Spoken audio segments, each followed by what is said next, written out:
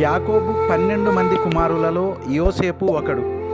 అతని తండ్రి యోసేపును అతని సహోదరుల కంటే ఎక్కువగా ప్రేమించేవాడు మరియు అతని కోసం ఒక అందమైన రంగు అంగీని ఇచ్చాడు.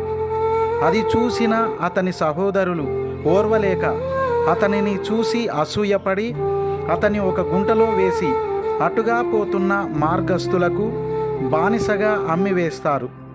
అక్కడ ఎన్నో శ్రమలు కష్టాలు పొందిన తర్వాత యోసేపు ఐగుప్తు ప్రజలకు అధికారిగా నియమింపబడతాడు.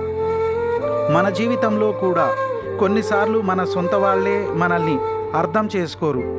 అయినప్పటికీ మనం యోసేపు వలె ఎన్ని శ్రమలు ఎదురైనా మన పరిశుద్ధతను కాపాడుకుంటూ దేవునిపై మన విశ్వాసం ఉంచి ముందుకు కొనసాగితే మనం కూడా యోసేపు వంటి ఆశీర్వాదాన్ని పొందగలం. God bless you.